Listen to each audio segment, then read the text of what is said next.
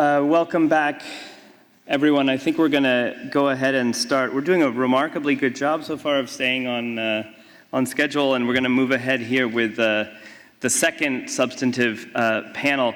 I wanted to just take a moment and introduce myself. I'm David Bosco. I'm a professor at the Hamilton Lugar School at Indiana University, and I've been working together with Professor Prels on the organization of this conference. And I did want to just thank him for all the work that he's done for the conference. And I wanted to take a moment as well, of course, to thank the Tribunal and President Pick, but also to recognize that the Dean of the Hamilton Lugar School, Ambassador Lee Feinstein, is here and has been a huge supporter of this conference. I remember vividly sitting in a conference room at the Hamilton Lugar School when the idea of this conference was born. And it's really been because of his support and engagement that this has come to fruition. So what I think we'd like to do after that really superb kind of overview of the health of the convention is, in a sense here, to move from the 30,000-foot level more to sea level, if you will, in a certain sense. And I think we've got a wonderful panel that's going to help us do that. First, I think we are going to move to sea level a little bit in a kind of metaphorical sense, which is that we're going to look a little bit more closely at some of the institutions in and around UNCLOS, other than the tribunal, and how they're operating, specifically the question of kind of on what scientific basis and with what scientific expertise they're operating. And I think we have a wonderful panelist who's going to help us do that in Andrew Friedman, who is an officer in international conservation at the Pew Charitable Trust. As many of you will know who are involved in this area, Pew has been a really remarkable source of analysis and advocacy on a range of different oceans issues. Andrew also served as legal advisor to the government of Palau at the United Nations, and is a graduate of the Rhodes Academy.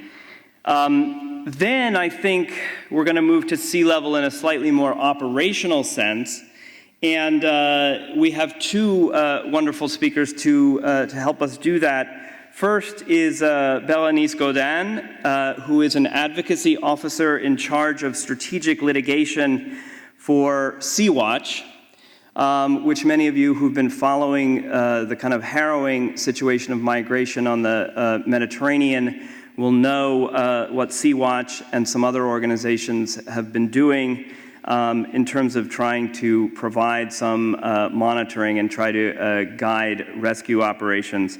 And then we have a kind of different rescue type operation, also very much at the operational level. And that is going to be represented by Lonneke Holierhoek, who has a very long career in the maritime construction and engineering industry, and is now serving as the Chief Operating Officer of the Ocean Cleanup, based in Rotterdam. And she's going to be speaking to us about this operation, how it's proceeding, and also some of the legal and conceptual issues that it is confronting. And I think we will move in alphabetical order. And so at this point, I will hand over to Andrew. I do want to just remind people a logistical note that once this panel concludes, we will be adjourning for lunch. And that will take place in the Rotunda, the same location where we've been having coffee breaks. So upon the completion of this panel, it would be wonderful to see everyone there. All right, without further ado, I hand over to Andrew.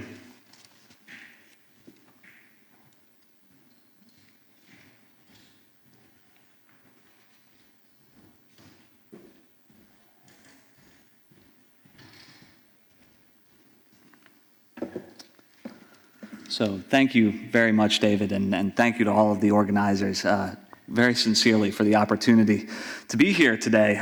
As I look out at the audience of eminent jurists, distinguished academics, respected representatives of various states and institutions, I find myself quite self-conscious about the title of this session. I guess the extent to which I can distinguish my remarks as a practitioner's are simply that I'm not one of those other things. But I do think maybe it'll be helpful just to give a quick overview of sort of what my practice actually looks like as some hopefully helpful context. And to do that, I should just say a few words about Pew, even though I'm here in my personal capacity. I always joke, badly, that Pew operates like an international nonprofit conglomerate. We work on any issue that our board determines where better public policy is likely to lead to better public outcomes. And that can include everything from improving the fiscal responsibility of states in the United States to prison reform to dental hygiene. But international environmental conservation has always been a very important part of what we do, and international ocean conservation has always been a cornerstone of those efforts. And for better or worse, our ocean-related advocacy has always followed what I would characterize as a bit of a top-down model. We have a partnership, and a large partnership, and a substantial chunk of our staff time and resources go to efforts to develop and establish large-scale marine protected areas. Those are often carried out in conjunction with national or territorial governments. But otherwise, almost all of our international oceans work concerns the management of natural resources through multilateral fora. And even for working across all of these different fora, I'm not sure it gives me an appropriate perspective from which to make general comments about the relationship of the convention to environmental advocacy. And the reason, I think, in fact, speaks to some extent, the success of the convention. You all know the old but appropriate parable of the two fish that are passing in the ocean, and one fish says to the other, well, how's the water today? And the other fish looks at him and goes, what's water? And in some ways, it's the same with the convention. If you're working across ocean governance institutions, you're of course working in a constellation of organizations, the shape of which, if it hasn't been ordained by the convention, at least is circumscribed by it. And yet we in the environmental NGO community, if I can be bold enough to generalize, rarely talk about the convention, and even more rarely invoke its provisions in the hope that it's going to provoke different environmental outcomes under particular regimes. And I think that's because the convention's key aspiration with respect to the marine environment, that we would have a series of interlocking regimes governing human impacts on the ocean at a greater level of specificity, working at a greater level of specificity and expertise than the convention standing alone could ever hope to achieve. That's largely been realized, subject to some persistent gaps that I'm sure are going to be a point of some focus over the next couple of days. And somehow, particularly in light of the gauntlet that Davor put down at the end of his talk, I feel like not doing my job as an environmental advocate in saying all this. I should be telling you that everything is broken and that we're destroying the ocean and it's terrible, and don't worry, we are, and I will. But from my perspective, that's not because of any particular failing of the convention. I think instead what we're seeing is a lot of cooperation without a lot of solid conservation outcomes. And despite isolated success stories, and I don't mean to diminish their value, the overall trend, as we've already heard, remains one of continued intense and seemingly unsustainable pressure on the ocean's resources that's increasingly augmented by ocean impacting activities on land and systemic and even geologic changes to the planet and its climate. And that some of these pressures are not originating in the ocean, of course, doesn't matter if the institutions we've created can't respond to it. And this is why I think, at least among the environmental NGOs working in multilateral fora, there's been a shift in their approach, and that rather than focus on specific outcomes, conserve this species or set this quota and do this based on specific obligations you've undertaken under the convention or its various associated instruments, the focus has shifted to governance and an attempt to change the nature and the process of the institutions through which the convention is implemented. And if you consider that the convention doesn't prescribe outcomes, at least on environmental issues, this makes some sense.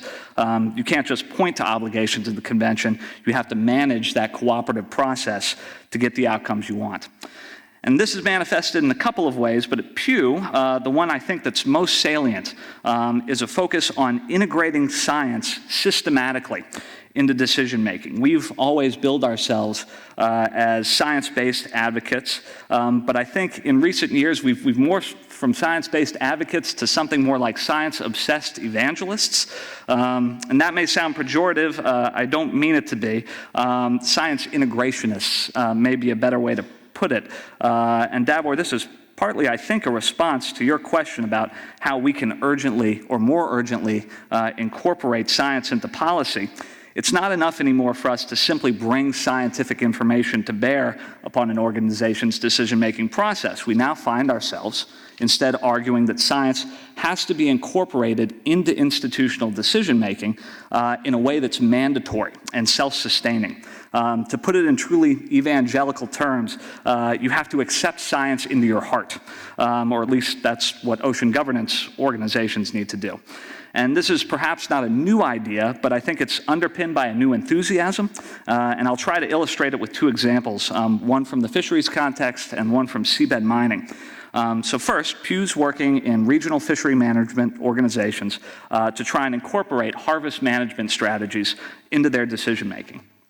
Many of you are already familiar with harvest strategies, I'm sure, and their components, but the basic idea is that rather than have an RFMO's scientific committee offer advice, which parties then filter through a political process to set ad hoc quota or an isolated rebuilding target, the RFMO instead pre-selects management responses to certain stock status indicators.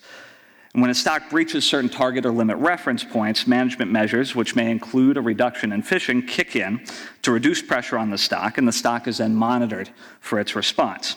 So rather than engage in this endless cycle of crises followed by compromises and recriminations about who is appropriately fulfilling their duty to cooperate under the convention, that inevitably, or often, if not inevitably, lead to unsustainable fishing.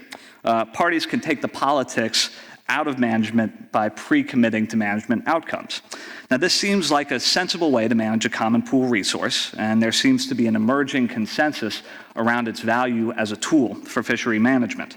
But there are also some challenges. Obviously, parties are reluctant to cede control over such an important aspect of decision-making. Beyond that, it gives tremendous power to the scientific bodies in each organization. At present, there's scope for substantial disagreement and also compromise between states about how to respond to scientific advice and what the appropriate management response to different stock scenarios should be. The result has not been effective management, but removing that political safety valve may raise questions about where that political pressure migrates. And I think we have to be vigilant to ensure that it doesn't migrate into the scientific bodies themselves. This also raises the specter that you brought up, Professor Proles, of regime stability in the face of a loss of political control. And the final issue may just be time and familiarity, that we need some experience successfully implementing these strategies before they can effectively be brought to scale. But I think the good news is that all 5 tuna RFMOs, as well as several others, have now either adopted or are exploring management strategies for at least one target species under their jurisdiction. Of course, this says nothing about the other target species under their jurisdiction or non-target species, all of which should also be managed by the relevant RFMOs. I think the point is that we're still at the very beginning of this experiment, and that Pew is supporting workshops and side events. We've put together educational materials, both for policymakers and some for scientists, and the hope is that this transition from science-based advocacy to scientific integration is only going to gain momentum over time. So that's one example. In addition to our work on fisheries, we also have a project to try and enhance the environmental protections around seabed mining in the area, if and when it finally occurs at scale. And at the ISA, the posture is a little different. The scientific body, the Legal and Technical Commission, is already operating as the organization's key decision maker. It's de facto decision maker, while the ISA's executive arm, its council, selects the LTC's members and must ultimately ratify the LTC's decision. The convention and the Part 11 agreement have structured the relationship between the council and the LTC such that the LTC's recommendations, certainly as to whether or not a mining contract can move forward, can't be rejected. The LTC has also been operating as a gatekeeper for the development of regulations. So, given that this technical body is already in a pivotal position, what's the problem? Well, from our perspective, and I do want to preface this by saying that members of the LTC have shown incredible dedication in working in some incredibly difficult circumstances, which I'll describe presently. But from our perspective, the LTC isn't structured as a regulatory body. Their membership was recently expanded to 30 members. Of these, only 2 or 3 are environmental scientists. The remainder are lawyers or geologists. And despite what's become a tremendous workload for the Commission, its members aren't compensated, and all are full-time employees of other institutions, including governments. And so many of the LTC members also serve on or closely advise member state delegations, even where those states may be sponsoring or exercising direct control over a mining entity. So the ISA is now engaged in the process of developing regulations that will govern the exploitation phase of mining.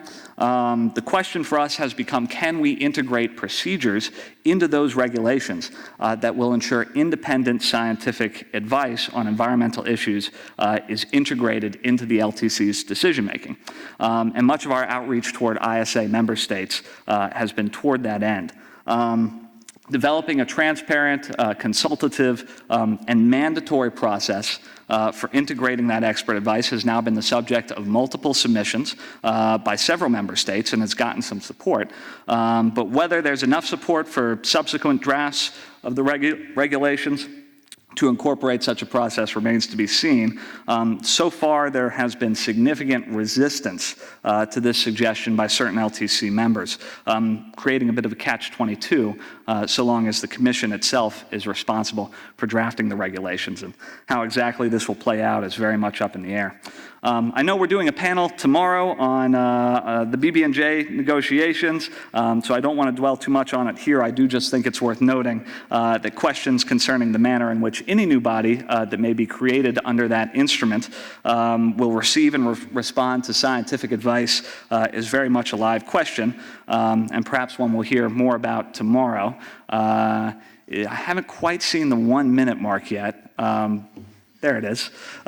So then let me just very briefly mention one other trend now that I've mentioned scientific integration, because I think it came up in the earlier panel, and that's the realigning of stakeholders focusing on ocean issues. Rather than focus on managers of particular resource, increasingly, I think we're seeing NGOs try and involve other stakeholders in the discussion. This means trade ministers, as has been done effectively in conserving sharks under the Convention on International Trade in Endangered Species. We want to make oceans a foreign relations problem, so we're supporting high-level political gatherings like the Our Ocean meeting or like the Blue COP for the UNFCCC. In some ways, this is just pulling at the conservation problem from the other end of the string, trying to elevate the discussion away from experts in hopes that more political engagement will grease the wheels of the transnational legal process that Professor Coe described and will lead to better outcomes. But even if it's the mere opposite of science integrationism, you can view its relationship to the Convention in the same way, as an attempt to focus on the process through which cooperation under the Convention occurs rather than on specific outcomes. Thank you very much.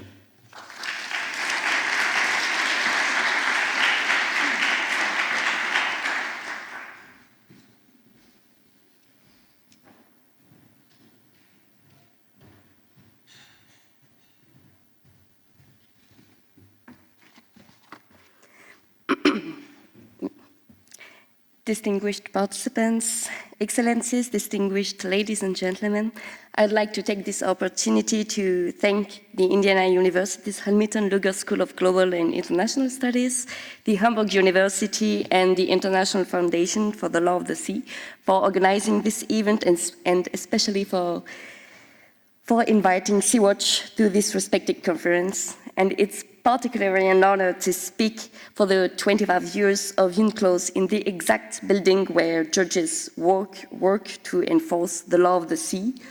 For you as for all actors at sea that may be represented today in this room, including shipping companies, seafarers, NGOs, UNCLOS represents a common core of values for which we all have a deep respect. Article 98, in particular, reflects a maritime tradition that leads Sea-Watch activity. Every individual at sea should be rescued. And as practitioners, we are saddened and have deep concern regarding the current European state practice towards people in distress at sea and towards the civil society, which I will present you today. It is one of the oldest moral duties and legal obligations at sea, the obligation to render assistance to individuals in distress.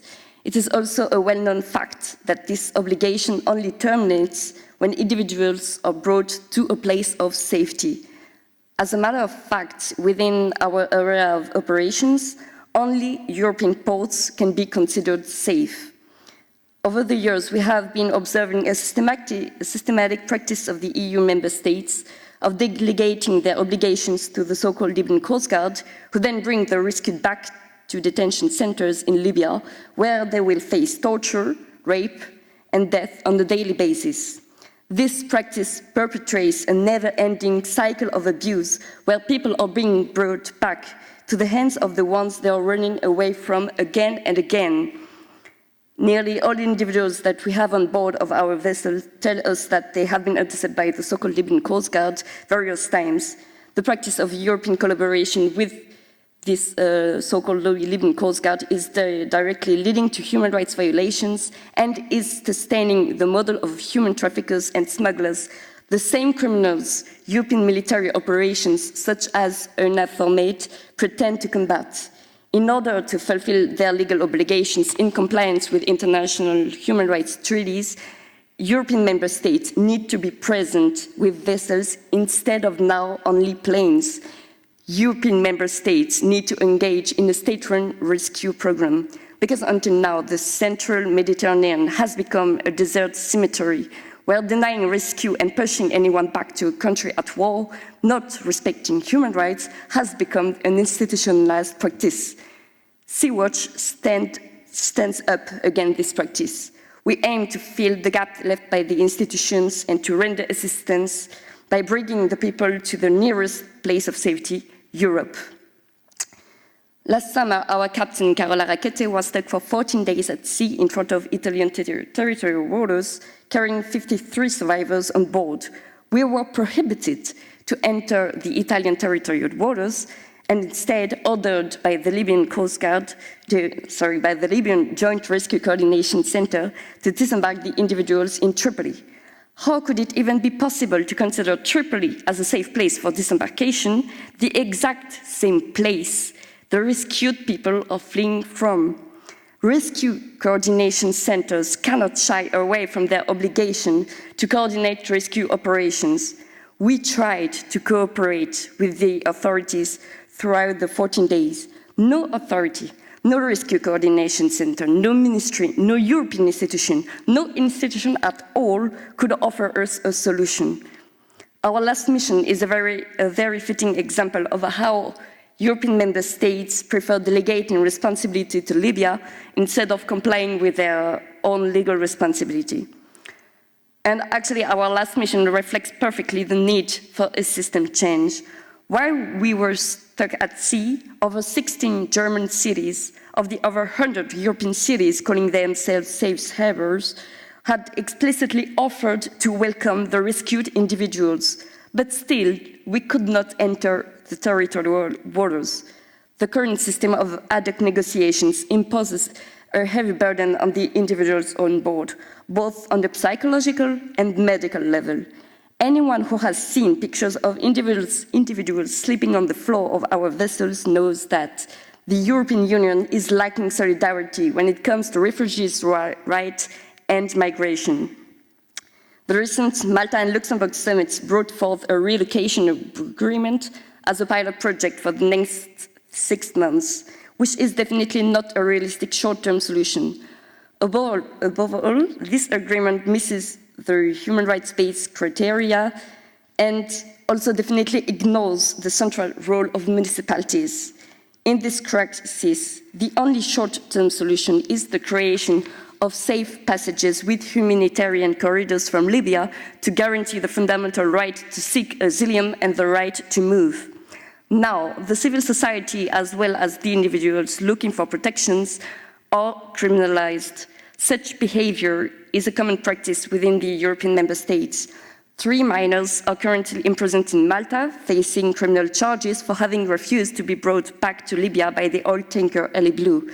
In Italy, a case involving the vessel Vostalassa, 2 individuals have been acquitted for a similar behavior. Last summer, our ship, the Sea-Watch 3, was even considered to be a threat to national security and public order, according to the Italian security law BIS. As we speak, Carola Rackete, so the captain of our mission, our last mission, is under 2 criminal investigations in Italy. And the same happened to Plia Klemp, our former captain, and 10 crew members of the NGO vessel Juventa, all for saving lives at sea in compliance with their duty to render assistance. Our vessel, the Sea-Watch 3, was immediately seized after disembarkation under double criminal and administrative procedures. And even if it has been recently freed from the criminal seizure, in application to the Italian security lobbies, it still cannot sail. Some vessels even lost their flag due to political pressure. The Aquarius, a vessel operated by Doctors Without Borders and SOS Méditerranée, lost its flag twice within 2 months. Instead of supporting us, flag states become complicit in the criminalization and defamation of our work. In fact, every single time an NGO vessel fulfills its obligation to render assistance to anyone in distress at sea, a criminal investigation is opened, mainly for aiding and abetting illegal immigration, despite authorities being constantly informed of the rescue operation and its outcomes. This systematic criminalization likewise affects other private stakeholders at sea, such as merchant vessels. 6 Tunisian fishermen currently face criminal charges in Italy for rescuing lives, which is again only their legal duty. Meanwhile, people keep fleeing from Libya seeking protection. Our aerial mission constantly witnesses non-assistant cases where requesting to the so-called Libyan Coast Guard to rescue is the practice. In fact, we witness on a daily basis that Libya cannot comply with its duty to render assistance, and more specifically with the SAR and SOLAS conventions. The current Joint Rescue Coordination Center cannot cover and provide an adequate search and rescue response. It does not comply in any point with international law. This is a fact that especially the International Maritime Organization should definitely assess. 6 years ago, the delay of rescue measures by the Italian authorities, a shipwreck led to the death of 368 persons in Lampedusa. In the past week, investigations have led to a trial against 2 Italian officials for homicide. But this remains an exception in the total impunity of non-assistance cases that we witness. On one of the airborne missions that I was part of, we were the only witnesses of a deflated and sinking rubber boat with people already in the water. Considering the gravity of the situation, we decided to send a mayday call asking all the nearest vessels, in this case it was an Italian military vessel, to intervene. And even though we were flying above it, relaying our request, even though militaries were looking at us, they denied answering our calls and changing course. And when we returned to the distress case, They actually contacted us and told us that they had called the so-called Libyan Coast Guard instead. And a few days later, analyzing our videos and pictures of this case and the rescue, we discovered that at least one person had drowned until the so-called Libyan Coast Guard had arrived and rescued. And this case I'm talking about is but one of many that our airborne team is continuously witnessing. And these militaries will never face criminal charges. The humanitarian crisis in the Mediterranean is ongoing, and while arrivals have dropped sharply, the route has become deadlier than ever. And it should be acknowledged by the European Union that trying to shut down migration routes has never worked. And while I'm speaking, NGO vessels are still seized, captains are still being criminalized for saving lives at sea with deadly consequences. And those trying to flee Libya in Malta and Italy are still facing criminal charges. The aim today is to reflect on UNCLOS and its 25 years of existence. And as practitioners, we are saddened to apply these rules and face criminalization for it. UNCLOS, the SAR, and SOLAS conventions, and the human rights conventions are currently heavily challenged by European member states in the central Mediterranean. And this definitely cannot go any further. And in order to ensure an effective implementation and respect of our common constitution for the oceans, we need further legal remedies on an international level in the International Tribunal for the Law of the Sea to avoid the omission from duties that decide matters of life and death in the central Mediterranean. Thank you for your attention.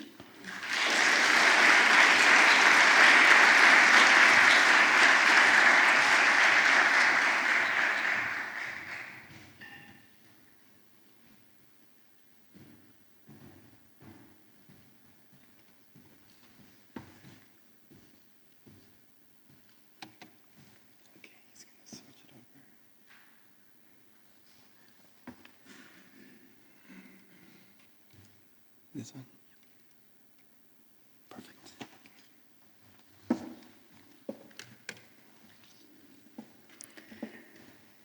Yeah, dear distinguished participants, thank you for giving me the opportunity to tell you a little bit about our project, the Ocean Cleanup. The Ocean Cleanup is a non-profit organization with its mission to develop technologies to rid the world's oceans of plastic, as this is a major form of pollution to our ocean. Yet another man-made problem, harming our oceans. As research has shown that between 200 or 800 species are threatened to be endangered by the presence of the plastic pollution in our oceans. They are ingesting microplastics or plastics, which will end up eventually in the food chain of which we are all part of as well. The presence of nets and ropes in the oceans, in navigational areas, form a direct threat and hazard to the shipping. This plastic is, of course, designed and made to last practically forever. Degradation is really, really slow.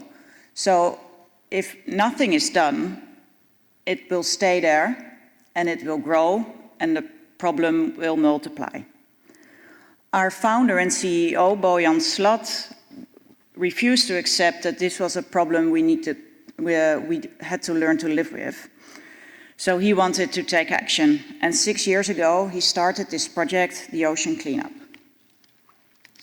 As was raised with previous speakers as well, science is a very important basis of addressing any problem. To be able to solve a problem, you first need to understand it. The Ocean Cleanup has done a lot of extensive research, unprecedented research at places in identifying the causes, the sources, the presence and the magnitude of the ocean plastic pollution problem. And what we identify is that there's many different sources contributing to the plastic in the ocean. The main ones are rivers and other coastal sources where land-based pollution reaches the oceans. There's important sources in agriculture and the fishing and maritime sector. And a lot of this pollution actually either travels back to our coastlines, is dispersed in the water column, lands on the seabed, and only a small portion travels all the way to the different gyres of our oceans. And this plastic that transfers all the way to our gyres will accumulate in those areas. And once it's in there, it will be very persistent. There's 5 of those accumulation zones in our oceans. As you can see, none of them are in coastal regions or in countries' jurisdictions. To effectively clean up this legacy of pollution, which is our mission, we need to deploy fleets of cleanup systems in all or most of these gyres around the world. So that gives quite an ambitious target for us to fulfill. Of this pollution which is out there in the gyre, we've done a lot of research in the North Pacific gyre, which is the largest and most polluted one in our oceans. And the materials that we found there is about half of it is ropes and nets. It also shows that the majority of the plastics which is out there is still large. Degradation of this material is slow, and the age of the plastic shows that what is out there is already old, showing that it's persistent and that there's still a lot more on its way to our to those specific gyres. So there will be many more growth in the garbage patches to come if we don't act on it. Even though the materials or the pollution is accumulated, it's still not very dense. It's not like a floating island of plastic that you can simply scoop out. It's still quite sparse. So if you were to take it out by use of vessels, it would take a very long time. It would be very tedious. It would be very costly. And of course, the carbon footprint would be massive. So we worked for the past 6 years developing technologies, working with the ocean, so being passively moved by the natural forces of the ocean to help concentrate the plastic in a way that it's more effective to scoop out. Think about leaf blowers. If you look at a park or a meadow where there's many different individual leaves, if you had to go around and pick them up one by one, it would be a very hard job. Somebody invented a leaf blower so that you make a couple of big piles, so then it's far easier to scoop them up in one go. That's sort of the technology that we're trying to roll out in the ocean. And recently we have proven that the technology works, driven by natural forces, and that has given us a major success in, and a step on the roadmap to full cleanup, to extend our fleet of cleanup systems. This technology, as well as all of our operations, are unprecedented. What we chose to do was to be regulated by a state. Our systems are big floating unmanned systems which are not necessarily suitable to be registered as a ship, as a vessel. So that made us work with the Dutch government to come to a covenant, an agreement with the Dutch government, addressing the different issues that you would address if you had a vessel that you wanted registered under a flag state. We work together to address all the risks regarding maritime safety as well as the environmental impact, and monitoring the environmental effects, both good and bad, of our efforts. And we managed to come to an agreement which effectively means that our system, our technology, will be a Dutch flagged object, which basically has similar things applicable to it as seagoing vessels. In addition to this challenge, we discovered that landing the collected material, the plastic that we take out of the sea, is not that straightforward, and again is an unprecedented action, as there are regulations about landing the waste generated by vessels, but this is material that we expressly took out of the ocean. So what is the status of that material? Especially as we both look at this material as actually pollution that we're taking out, so to improve the environment, but we also look at it as underutilized resources. We intend to recycle this material into new applications, because we believe that it's very important to stress that plastic should not be treated as a commodity or single-use product, and we really need to reuse the plastics as much as we can to prevent us creating more and more plastic and eventually sinking in our own filth. If you want to know more about the interesting legal innovation that we've agreed with the Dutch government, you can go at the Dutch official channel who has published, of course, this agreement. It's fully open, and it also has the different explanations relating specifically to UNCLOS interpretations. Yeah, I just wanted to end that we looked at the different risks and specifically the risks on the maritime safety, and we have addressed those and we will continue to address and improve those in our systems, in our cleanup systems, as well as the environmental effect. Of course, the reason we are in this project is because we want to improve the environment, and it's not just a matter of having a minimum negative impact. We want to actually have an overall positive impact on the environment, and that we are monitoring very, very closely. Thank you for your attention.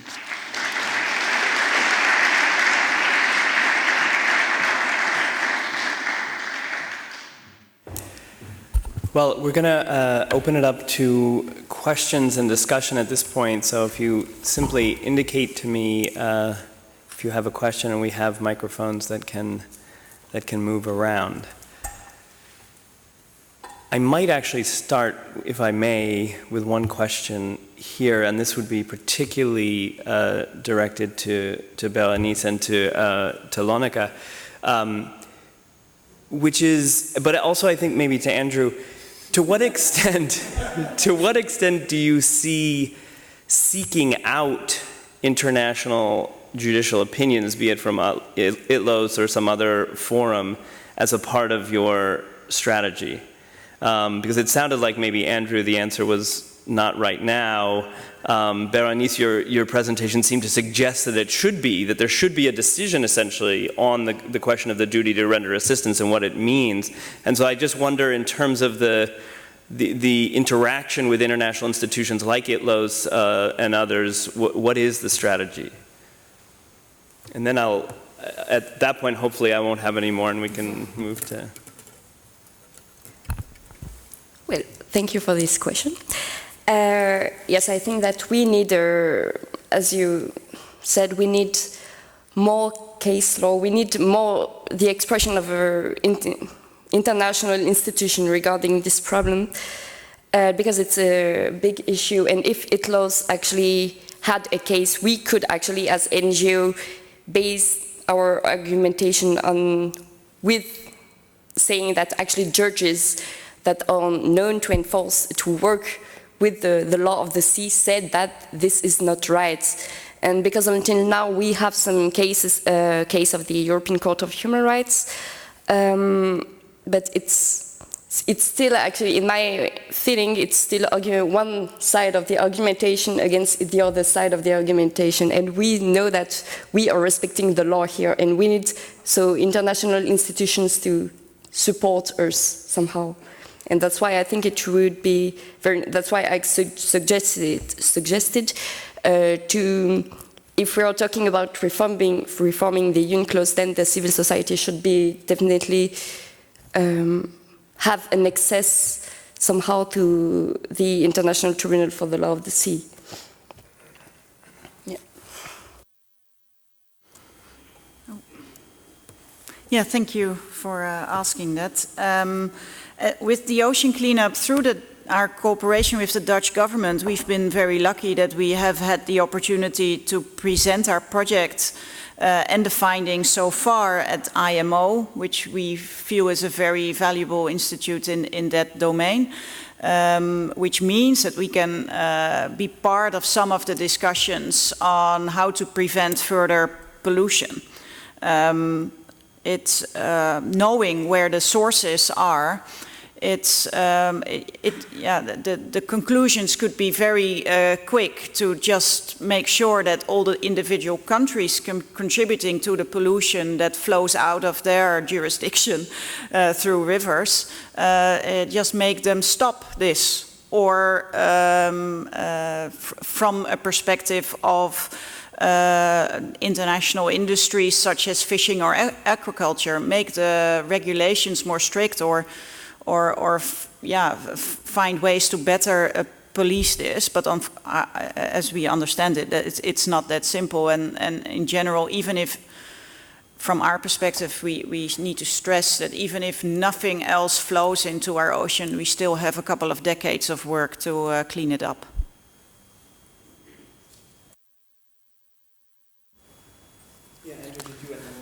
Maybe I'll just briefly add, I mean, as sort of a theological matter, Pew does not litigate, we only advocate. But I think, speaking in my personal capacity, I mean, particularly, coming as an American environmental advocate, there's a bit of a natural inclination to want to see tribunals get more involved in environmental issues. You pollute, we're going to take you to court.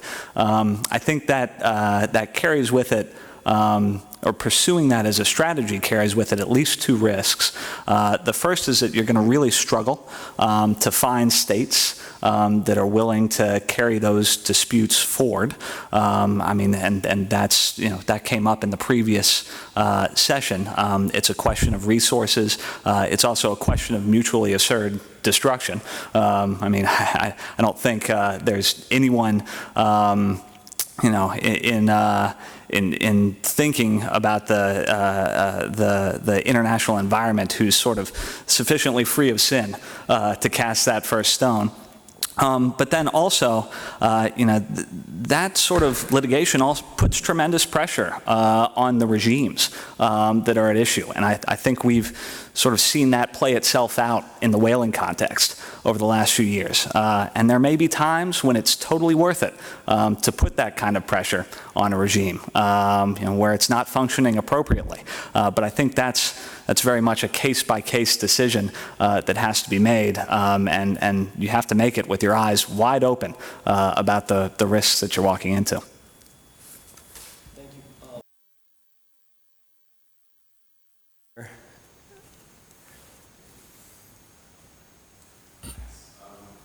Thanks very much for reminding us that when we look at the Law of the Sea Convention, we shouldn't just do that from a perspective of the law, but also by taking into consideration that what we discuss has very important practical consequences. And I think that has become very obvious in this in all three presentations.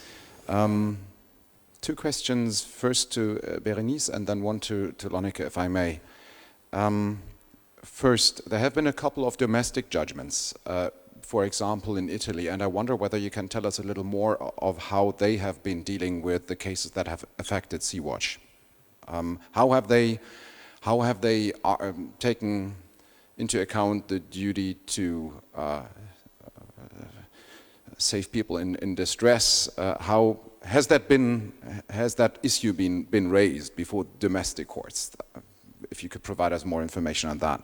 My second point is, amongst the legal arguments that some observers have mentioned, is that NGOs such as Sea-Watch are not directly the addressees of the rules and principles of the law of the sea, but rather it's states. And I wonder, how do you deal with that? Do you say that legal argument is wrong, or do you argue more about it in political terms and say it should be changed? Okay, that makes a difference, I think, and I'm simply interested in your position on that. And my question to Lonneke is quite similar. I'm not aware of how this has been done in the agreement between your institution and the Netherlands, but I wonder,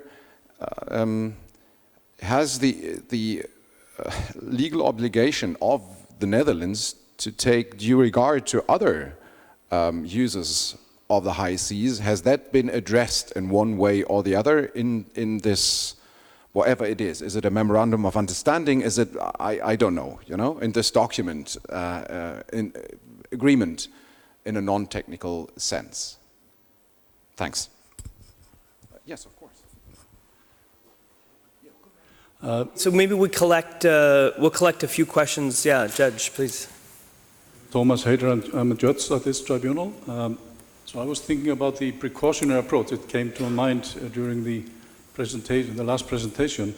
As you know, there is a recent success story, which is the Arctic Fisheries Agreement, where 10 parties basically are applying the precautionary approach of the UN Fish Stocks Agreement. It's almost a textbook example of how the precautionary approach should be implemented, I think. And it occurred to me when we heard about the plastic pollution that I've heard so many states say that you know, we really don't know the precise magnitude, the effect on biodiversity and so on. So we really cannot take action until we know more. But isn't this, and this is to Lonneke, isn't this, I guess you are proceeding on the basis of the precautionary approach, that you shouldn't use the lack of knowledge as an excuse for not taking action, because common sense tells us that all this magnitude of plastic is unhealthy for the oceans. So it is sensible to go ahead and deal with the issue, even as science is proceeding. So thank you.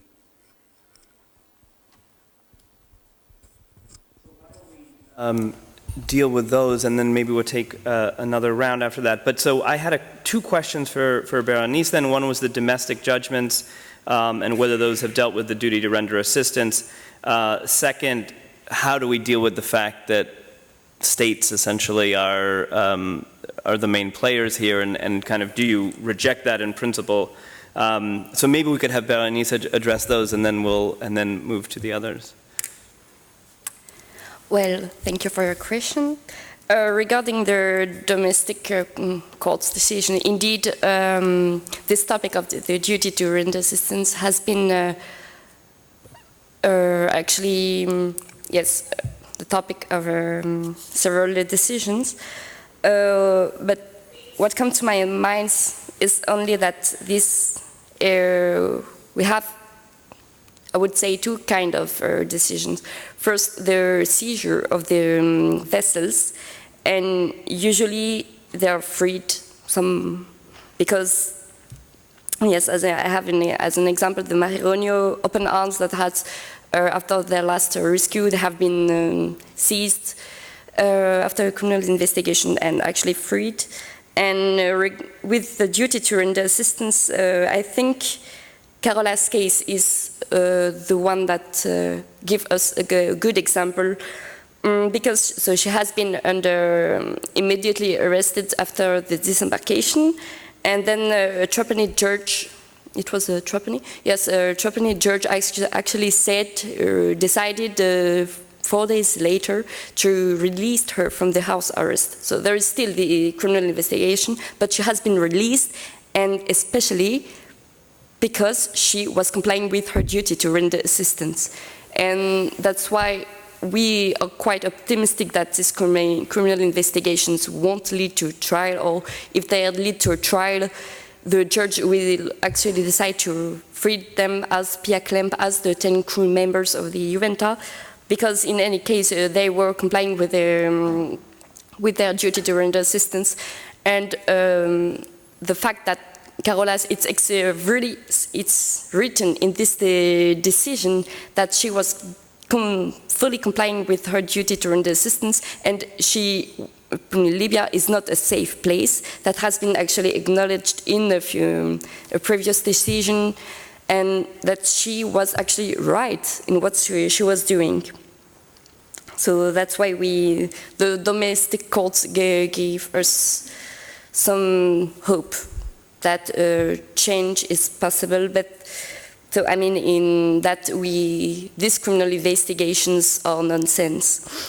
And then regarding the second question, and how we, as NGO, can deal with the fact that it's a state matter, yes, it is actually wrong what the states are doing, and we are trying to change it. I mean, we try really to be present on the international and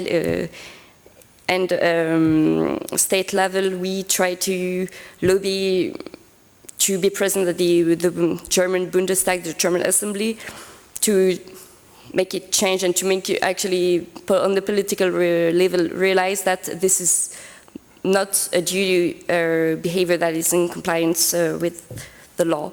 I mean, yeah, that's it. And for you, one being the question of to what degree, and you may not know all the answers to this, but to what degree has the Netherlands, as the kind of flag state, if you will, had to deal with the question of whether they've followed due regard for the rights of others on the high seas, in terms of whether this might be a navigational issue, or, I suppose, the basic scientific assessment that this is the right approach. So that was one, and then just Judge Haidar's question about do you see yourselves as operating, as kind of effectuating the precautionary approach here, which obviously has received so much attention in international courts in terms of environmental issues. Yeah, thank you for the two questions. The ocean cleanup has made, in Dutch it's called een convenant, which is, I guess, the equivalent of a contract between a state and an organization. So it is a firm commitment. And in negotiating this, the Dutch government was really supportive of the initiative. But of course, they had an obligation to other users of the seas, and the Dutch government actually takes their flag state requirements quite serious, very serious, and it's not per se the most easy state to get a flag from. So, but we really wanted to make sure that we could say we went above and beyond what was reasonably expected of us, and we negotiated with them, and we did a lot of work together on how best to prevent any hindrance to other users of the ocean. Of course, this specific region where we operate is quite far away from normal navigation routes as well. And the impact that we have is actually very limited, very small. This region is twice the size of Texas, as you Americans like to say, use as a measure. It's 3 times France or 4 times Germany. I mean, it's a big region. And the size of the element that we're bringing there is not that big, but of course we intend to scale up to a fleet of these systems, and it needs to be safe. So we follow all the normal protocol. We give navigation warnings, notice to mariners. We put different layers of safety on the system. It needs to be visible. There's lights on it. Following international rules about what makes sense to how you light an object like that. It needs to be protected that it doesn't sink. It should stay afloat. It has radar reflectors on it to improve visibility. It has all sorts of electronic devices so that it's visible from every vessel that operates normal navigation methodology. So we're really going above and beyond what's out there, and the Dutch government sort of made an equivalent comparison between having a marine scientific research project, also from an environmental perspective, what the impact is, and normal vessel safety regarding navigational safety. So I think the Dutch government worked really hard with us to develop what would work to international standards. And we presented through the Dutch government these plans on various levels in various committees in the IMO. And that was actually very supported by a lot of other state members. That was one question. And you have the other one, right? The other question is on precautionary action without the science potentially being fully there. I think we're doing both. We're developing the science as we go, and we are already starting action. It's quite a long road to actually start the cleanup operation itself. It's not something that you buy in a shop. Please give us a couple of cleanup machines. So it's a dual operation. And while we're out there, we are really researching what's happening and what the impact is. And we're taking, in that sense, again, I think, a very responsible approach with developing the technology, and during this development also looking at the impact on the environment that is there. Thank you.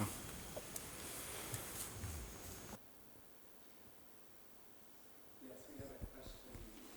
It's more of a comment, if I may. A short comment. No, it's thank you. It's a comment or continuing question and Bérénice's reply to that. I think it's one of the fundamental flaws that we see in the situation in the Mediterranean in the moment, that the duty to render assistance does not really correspond with a right to enter a specific port. Complete agreement that Libya is not a place of safety. Don't think we have to discuss that here. I think this is one of the few cases where I would argue for additional law and lawmaking and not put too much emphasis on the role of domestic courts. I do think that the duty to render assistance at the moment does not correspond with the right to enter a specific port. Even if in the decision by the Italian court this connection was made, I don't think this will contribute to a uniform state practice, particularly because from the political side in Italy this has been highly contested.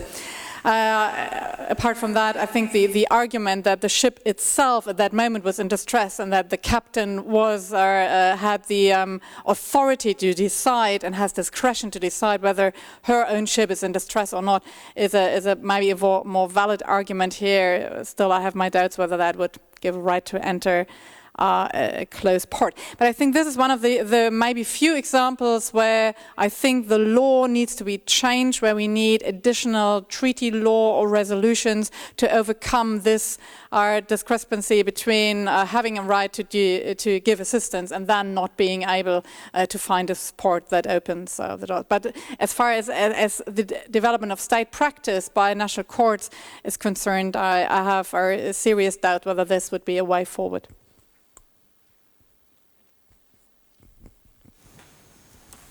Bérénice, did you want to respond to that, or? Yeah, maybe. And then we have another question, I know. Yes, so regarding your comments, I think the issue you're raising here is that it's, in fact, when we have a distress case, I mean, on board, it is a very difficult, we actually were not on board, but when we had contact, especially with Carola Rackete, during our last mission, the situation on board is quite unbearable, and we had to enter. I mean, it's only the now we had to enter to the nearest the closest port of safety, and the closest port of safety is, without question, Europe, and it is for us in this specific area in Lampedusa or Malta. And I mean, we cannot, the fact that some Italian judges decided to decide in our way to comply actually with sorry, I can't answer. Yeah, it's still, yes, actually it still shows that this is wrong and this has to be changed, and the change is maybe with the fact that the European Union has to stop to collaborate with Libya and has to stop to finance them, and has actually to create some safe passages with human rights corridors. I mean, the issues that you raise is actually shows that this is a structural problem, and that this is much bigger than only our case. It's actually the whole structure, the whole situation, the whole behavior of the European Union that has to be changed.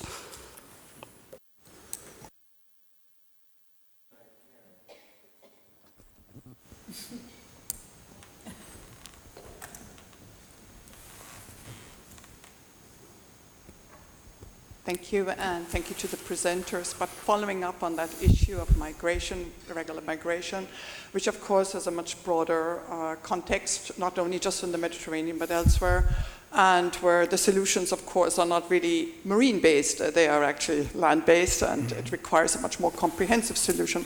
But I did want to pick up on the fact that the UN Convention on the Law of the Sea has two obligations, not just to rescue any person in distress at sea, but also for states to cooperate to establish the necessary search and rescue facilities. And of course, that has all come from or is based on the IMO Convention on Search and Rescue, and also the Salvage Convention. And because then following up on Nelly's comment, do we need something new? Perhaps, I would argue no, because the Search and Rescue Convention is very clear. You bring people to a place of safety, and the International Maritime Organization has adopted guidelines in order to clarify what does it mean to have a place of safety. The problem is implementation. The problem is a much broader issue of how to address the whole issue of irregular migration and mixed migration, refugees, and has a much broader than just a marine context. And of course, not to forget also the political element of and all of this, that we have a Security Council resolution specifically on this, and that probably now leads me to this. My question is, so how do we address the possible tension between Security Council resolutions and obligations under international law?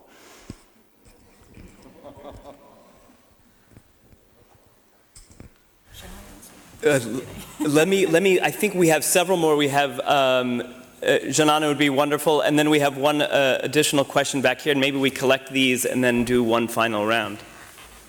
It is only a comment, but a little bit related to what Gabriel said. Yes, the comment on the other side, it was just to help you to solve specific cases. But this is a little bit political. The real problem is you are not going to solve each time refugees go there or migrants go there. You cannot. And the real duty is UN and the decision makers in the UN. The problem is this. We talk about migrants, immigration, we talk about refugees. A few years ago, I was invited by a commission of European Union to go to Expo Milan. There, they asked me to talk about an issue. Human rights, right to food, right to land. What is missing? And I told how to say, in the conference, I said, what is missing is peace. Is peace. The problem is this.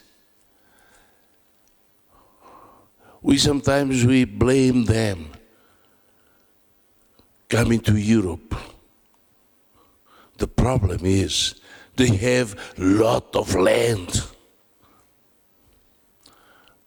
but they are coming away from the violence, from the war. This is the problem. If we want to see in a long term what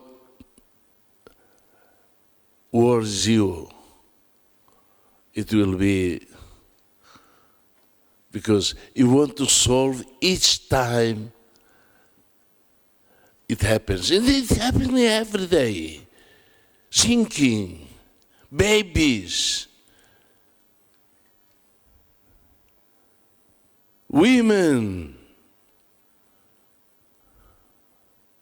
The problem is, if we can finish the war, it belongs. This is why when you asked a question to them, I said, no, you should ask a question, this question, to UN. The problem is, UN must respond, Security Council must respond. We must have a change in there. Not big powers there having the right to veto. Put more people there, put more countries there to solve this situation. The problem is when I was listening to you, Bérénice, I said, this is the real problem. Yes, we are trying to put this case on taking advantage of the law of sea, security, etc., rights, etc. But it's bigger than what you are facing. And we would say, there are so many wars. In the morning, everybody talk about peace. At night, everybody is selling weapons for democracy. You talk about Libya. It was the beginning of Arab Spring. It is not spring, it is a storm. Arab Spring. Just because the Western want to solve the problems like, no, they don't understand the process of democratization, the culture. No, they just say, don't do this, don't do this, do this. Like in the school. We have to, while you talk about garbage, you talk about plastic, but you said also education, institutionalization, and Mr. Vida in Portuguese is life. He brought life to the unhealthy oceans. We talk about climate change, we talk about ocean, but the land also is suffering from the climate change. That is why, Bérénice, my sincere hope that you can continue to help the needed, but the problem, it is in the UN. Must be every General Assembly, the leaders go there and talk and talk and talk and So I'm collecting now. So this is, we have one question about the Security Council resolutions and their specific interaction with the law of the sea. And then I think this very comprehensive point about the kind of interconnectedness of the issues, and so it relates, in a sense, the question of whether the UN structures are really where this has to be dealt with. And if I may, I just want to take one more final question, and then I'm going to give, I'll take two more final questions, and then I'm going to give the panelists a chance to respond as they see fit. Thank you very much. My name is Thomas Nintemann. I'm a maritime lawyer here from Hamburg. There have been several tries to rule the immigration complex by the email. But nevertheless, the Stowaways resolution, for example, was never signed by member states, meaning, or having the consequence that ship owners were in the position to bear the expenses for migration by their own and their P&I underwriters. Nevertheless, my question to the panel is simply, are the facts not sufficient reason for the General Secretary of the United Nations to amend the international legal situation on migration? Thank you. And then we have our final question for this session here. Hello everyone, thank you. I'm Farah Murghami. I'm a Knight Los alumni and doing my PhD on climate change and ocean. But actually I have a comment on what have been said, more of a question. And I want to join Madame Gabrielle when she said there is not really a legal problem. I think the instruments are quite balanced between two very historical rights of states and the human rights based. And last year we did a conference on this matter with the African Union, which is like, let's say, the place from which people, I'm from Tunisia too, so if it's a point, with the place from which immigrants go. And I think there is an aspect that we didn't mention, which is the social aspect of immigration. First of all, we always consider immigration as a problem, and itself it's problematic because we don't highlight enough the value that immigrants bring to the places they go to. And why I think that's a problem, because at the end, like, let's say Italian authorities never forget that they are under pressure of their own population. So with the rise of the right wing, with the rise of these, let's say, okay, let's say racist, let's say whatever it is that brings the discussion like immigration is a problem and let us be aware they're here to destroy our society and everything. And I think, and that's what makes a pressure on the government to act in a way or another and to, let's say, implement one instrument and not the other. So I think there is more comprehensive, so my question is, what do you do more about that? And then just one comment about the Arab Spring. It started in Tunisia, and it started peacefully in Tunisia, and it came out of the, I was in it, and it started with youngsters in the streets. And now we have a democracy. We just elected the president, and we have our own way of democracy. What? It took us 3 weeks, and then we elected our National Assembly. 3 years, we had a new constitution. Peacefully, the civil society took over everything, and I think this is where I join you. I don't think it's a spring chaos. It started somewhere where it's not chaotic, peacefully, and it led to implement democracy in our terms, and this is where I join you. So we don't bring democracy by war. In Libya, it's another thing. We have foreign intervention. Okay, I have to let my... But just what I said, that hope is possible and change is possible. So let's take more consideration the social part of it. Yes. So these, let me try to synthesize just a little bit here, because I feel like actually all of these questions, in a sense, are asking us to move from the small bore, in a sense, to the big picture.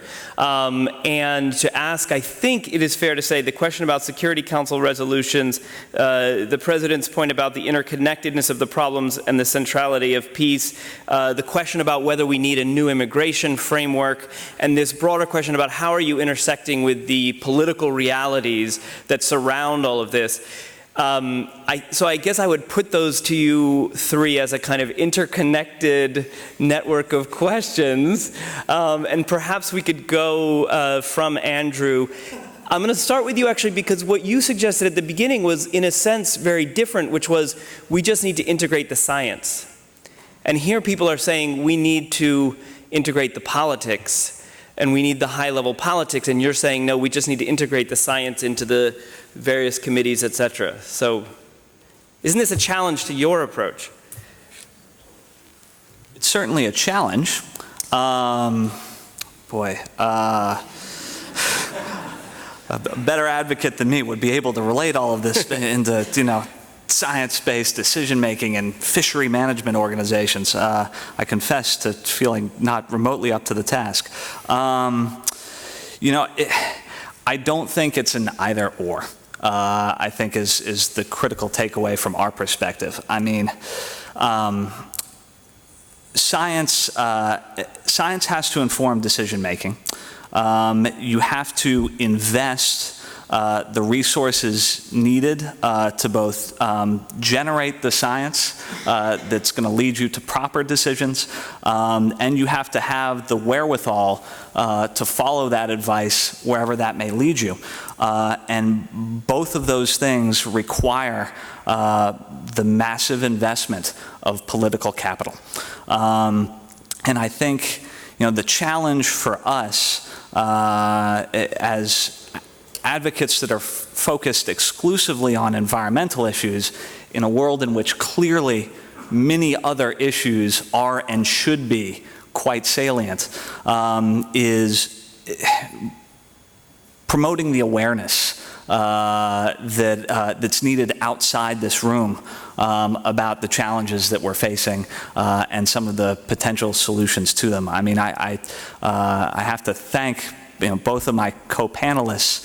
I mean, of course, I'm aware that there's a plastic issue in the oceans. I was not aware of some of the potential solutions to it, and some of the creative ways that we can perhaps alter these legal frameworks to address it. I certainly didn't have nearly the awareness that I should about the migration crisis in the Mediterranean. And so this has been a real opportunity for me to have some issues outside my area elevated in my consciousness. And I think the political challenge for us is to do the same for the environmental issues we're facing. Mm-hmm. Mm-hmm.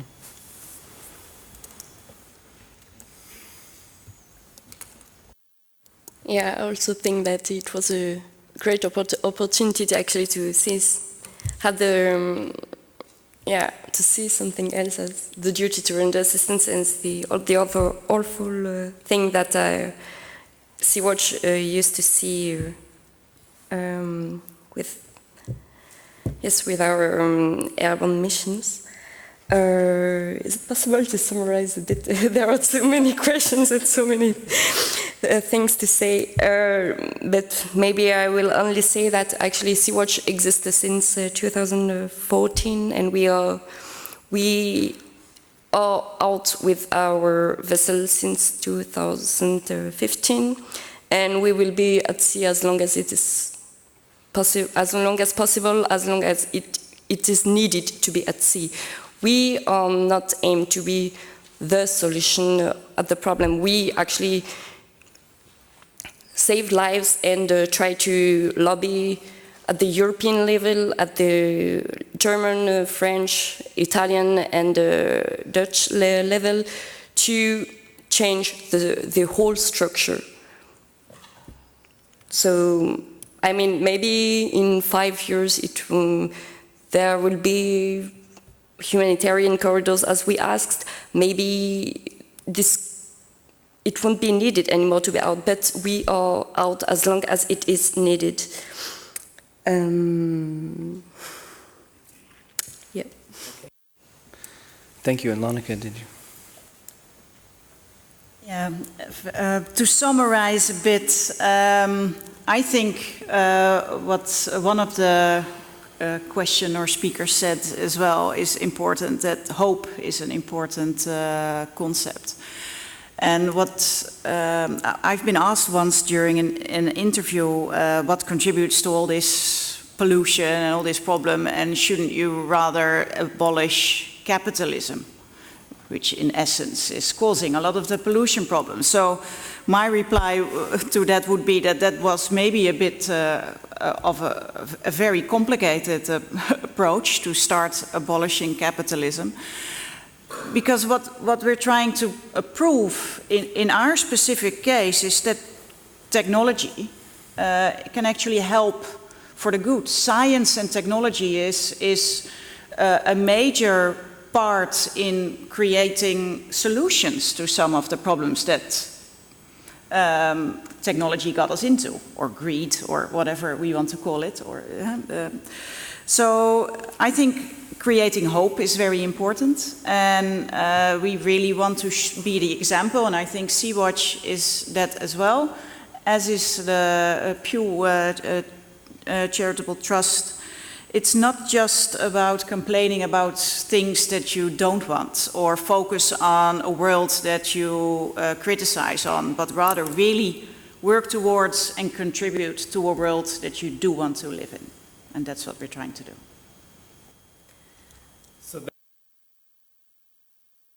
For us to end on, and I just want to thank the panel for bringing us kind of down to sea level, but then also toward the end trying to grapple with the higher level implications of all of this.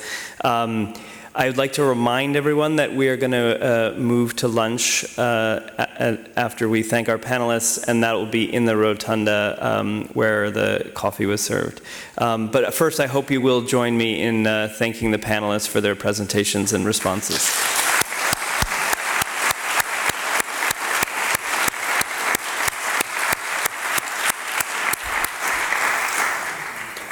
You guys got some tough ones. We support you.